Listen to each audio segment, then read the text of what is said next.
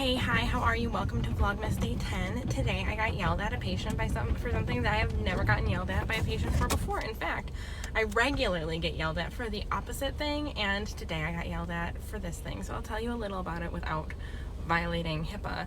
But I work in home health, so the vast majority of my patients are elderly and hard of hearing.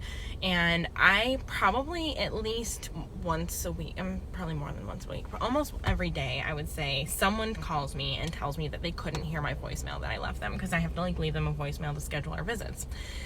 And I apologize and I try to speak up, but I've gotten to the point where I try to leave voicemails that are very enunciated and clear, and I increase my volume a little bit.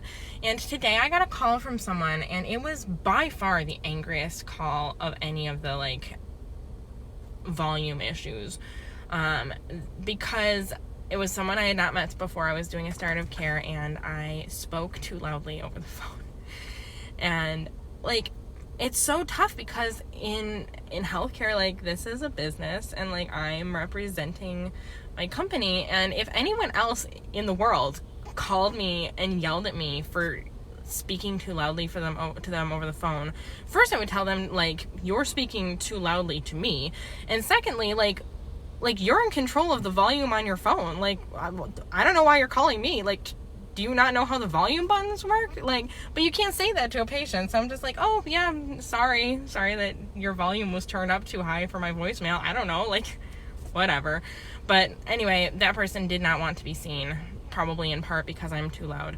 But they had someone else that did need to be seen, so I'm going to see someone else instead. But it's a shorter visit, and we're once again right in the middle of a lunch period. So I'm going to go home and grab my wallet because I forgot it at home, and then I'll head out and see this person. You'll never believe this, but my last video was filmed in a Safeway parking lot, and this is also being filmed in a Safeway parking lot, which honestly is all you need to know about being a home health nurse, that I spend a lot of time in Safeway parking lots. But I got myself a little snacky. I got one chicken tender, sauce, and macaroni salad, and then I also got a beef stick for another day. But I wanted to tell you, I think my dryer is broken. It broke over the summer, big deal. I had a dryer fryer over the summer. My dryer just started smelling truly horrendous, like a fire. And so I stopped it, restarted it, and the same thing happened. And it also got super hot. So I turned it off and called a repair person, and sure enough, there had been a fire inside, and he cleaned it out, and he said that there was something wrong with the duct, and he fixed that, and then it should have been good to go. And then today I was running the dryer, and it was my clothes weren't getting dry, and so I opened the dryer up when it was running. It was not warm at all. It was just blowing cold air around, so I don't know what's going on. But I texted my husband. Hopefully he will have some sort of an idea, but I fear we might need a new dryer, which is just a real huge sadness for me, because so much money. I don't know. We cloth diaper, and I think the cloth diapering is really what has killed our dryer. But anyway, I got hot, so I took off my sweatshirt, and then I got bean soup all over my shirt, which is not in any way related to the bean soup theory, although my new bean soup theory is it looks like vomit when it's on your shirt.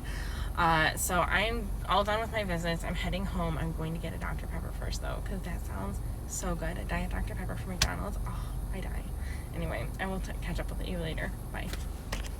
Okay, once again, when I have my hair up in that headband and then I take it down, I'm like a little lad who loves berries and cream. But regardless, I'm making the same ramen that I made last week and didn't but I'm making some modifications. I'm going to show you what I'm doing. Alright, so in the Instant Pot on saute, I have 3 pieces of bacon. It's supposed to be 2, but the package had an odd number of bacon pieces in it, and I just froze them in clumps for ramen, and so this has 3. Okay, we're super steamy, but I added in half of the mushrooms that I bought last week, and I chopped and froze. And now I'm going to cook these for a couple minutes, and then I'm going to add in some seasonings. Okay, the recipe called for 2 tablespoons of red curry paste, but I used 1 tablespoon last time. It was too spicy for us, so we're doing miso paste instead.